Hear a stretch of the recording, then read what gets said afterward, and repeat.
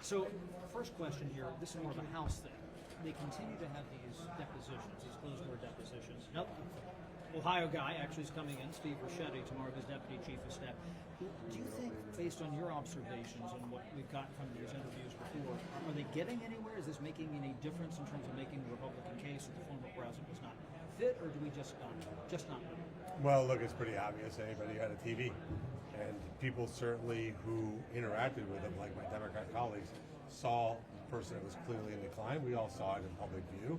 The question is, who was actually in charge of the auto pen? Who was the one making the decisions? And that's something we should get to the bottom of. Has this changed the narrative at all? Have you gotten some answers to some of those questions yet? No, not at all. We really just don't know. Like it's a black box. But what we do know is that anecdotally, for example, when Speaker Johnson asked him about why President Biden banned LNG exports, he said, "I didn't do that." But he had signed a ban on LNG exports, which was a catastrophically bad idea. So we do have to get to the bottom of who was in charge, who was pulling strings, and who was keeping this information for the American people. Senator, on Russia sanctions, are you waiting for guidance from President Trump? I mean, what do you need to support a sanctions bill at this point? Well, President Trump was clear yesterday. He said he wants to give Putin another 10 days to do the right thing, which is to end the killing in Eastern Europe, which is what I campaigned on, what President Trump campaigned on. We don't want a proxy war with Russia. We want the killing to end. But Congress is out in 10 days. You can only pass a sanctions bill in the next week or so. No, we can come back. We certainly have the ability to come back and do our work. By the way, we may still be here. We have a lot of nominees to confirm, so there's a decent chance we're still here in August. Wouldn't that be fun for you guys? So much fun. No comment. Senator, you saw the president's comments about the situation in Gaza, the fact that they want the U.S. now to have a role in distributing aid there. What do you make of your fellow Republican, Congresswoman Marjorie Taylor Greene's comments calling this a genocide in Gaza? Well, I think she should go there and be educated. I was in Israel. I've seen firsthand, like literally not third hand, not a press report, firsthand, trucks leaving northern Israel, going into Syria, being attacked and burnt by the terrorist rebels, in that case Hezbollah. Same thing happens in Hamas. So they send these trucks in there, and the food trucks are either hijacked, the food is then stolen, sold to their own citizens. Look, all of this can be over today if Hamas lays down their weapons and releases the hostages. I think we all have to remember that. This whole situation of Hamas has one culprit, which is Hamas. So Gaza could be free. Gaza could be a thriving place. The hostages could be released, and the people there that are suffering because of Hamas, not because of Israel. There's no country on earth that spends the kind of time, effort, and money to feed their enemy than Israel does. And again, if Marjorie has that opinion, then she should go visit, go talk to the people, talk to the families and the soldiers that bend over backwards, bend themselves into a pretzel. Well, you're dealing with ruthless terrorists that love the idea of their own citizens being mutilated and killed because it gives them an edge in a propaganda war. It's sick, it's disturbing, it's disgusting, but that's the reality of who they are. Now, I'll tell you why they won't release the hostages, because they'll all be dead. The minute they release the hostages, that's the only bargaining chip that the leaders of Hamas have, and they know it's a death sentence. So they're not willing to do that. But they've held these people in terrible conditions, sometimes cages. So look, all this can be over today.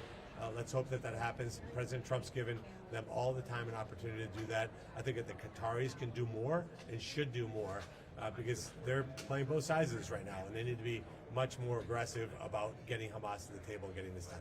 Would you support the U.S. setting up food centers, as President Trump has suggested? Yeah, again, but you got to look at how this is all going to play out. We don't want American soldiers in that war zone. I get an alert every day where Israeli soldiers have been killed, and I get way too many alerts every single solitary day.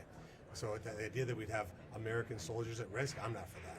Look, at the end of the day, what the world should be united around is that Hamas can end this killing, and they can end this war, the hostages can be released, and the Palestinians in Gaza can have peace if the leadership of Hamas wants that to happen. Homeland's marking up a congressional stock trading ban, Omar. Is that something that the Pelosi Act. You got to come up with the right name. Act, yes. The Pelosi Act. It's an acronym. I'm not sure what it stands for. But look, I think it's great. Look, before I ran for office, in my primary, I sold all my individual stocks, sold all my operating businesses, because I didn't want any conflicts of interest. And that should exist for every single elected official, not just here in Washington, D.C., and I'd say every elected official. And that should also be the case for state and local officials. There should be no conflicts. Like when you vote for somebody, you should know, hey, this person's going out there to represent me, not their own personal financial interests. I find it perplexing as a business guy who took a long time to build up my wealth, how people can come here with no wealth whatsoever, make $4,000 a pay period, and then all of a sudden become multimillionaires. That is perplexing to me. I think it's perplexing to me and infuriating to the American public. In your time here, have you felt a pushback or reluctance to go ahead with that idea? I mean, as recently as last week, the House Ethics Committee released a report on Congressman Mike Kelly and some questionable traits his family. Look, you guys look at the data. The data is the data. You get here and you have a net worth of basically zero. You're here for 12 years and you're a multimillionaire. How does that work? So I think it's in plain sight, and we have to restore confidence in our institutions. It started with our elected leaders. That's why I did that. And by the way, I did it in the primary. I didn't wait. I didn't put it in a blind trust because there would be things. I sold my Bitcoin at $10,000, by the way, because I didn't want to have people saying, "Oh, he's advocating for Bitcoin because he owns it."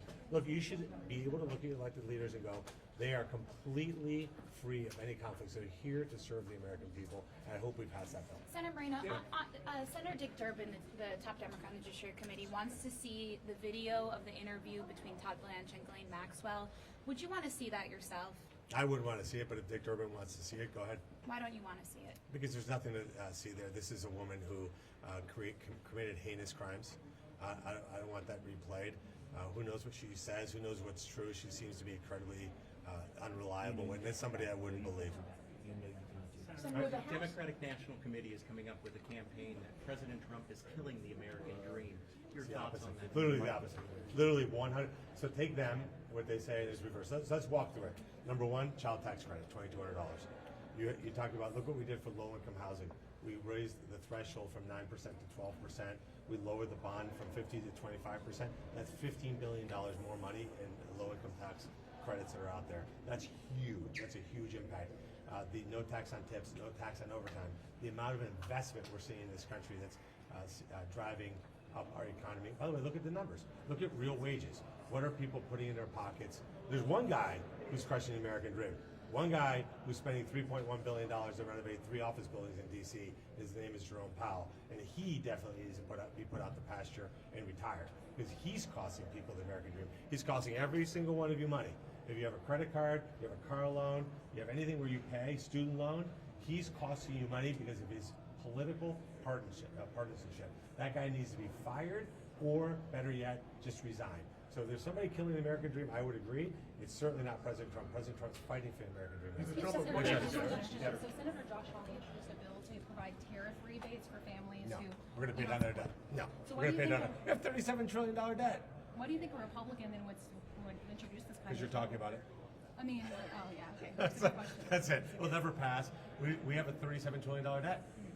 You know, think about how immoral it is for my generation and older boomers to say to your generation, millennials and Gen Z, hey man, we had a great time in America. Here's trillions of dollars that you guys paid off. We loved it though. We enjoyed all this money that we borrowed on your behalf. It's immoral. I mean, we need to pay down our debt. We need to be serious about paying down our debt. You know, I hear so many of my Republican colleagues say one thing publicly, that they're fiscal conservatives, and yet I hear, and maybe I'll say who they are later, hear them putting in $100 million earmarks for pet projects. That's crazy. Like, you got to be straight with the American public. There's not a Republican that doesn't run for office that says, I'm going to pay down this debt. And by the way, I have to look at all of you and my own kids and my own grandkids and say, am I being a moral person by saddling the next generation with this kind of debt? It's totally irresponsible. So the good news is President Trump's bringing in record amounts of tariffs, record amount of investment. The one big beautiful bill is going to unleash private investment in this country, which is going to grow our GDP.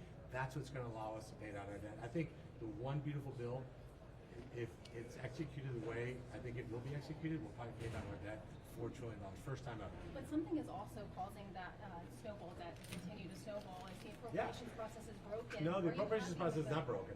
The people who put out appropriations for hundreds of millions of dollars and then pretend they're not somebody who asked for earmarks is what's broken. I think we need to have much more daylight so that people can see, okay, what did Moreno advocate for?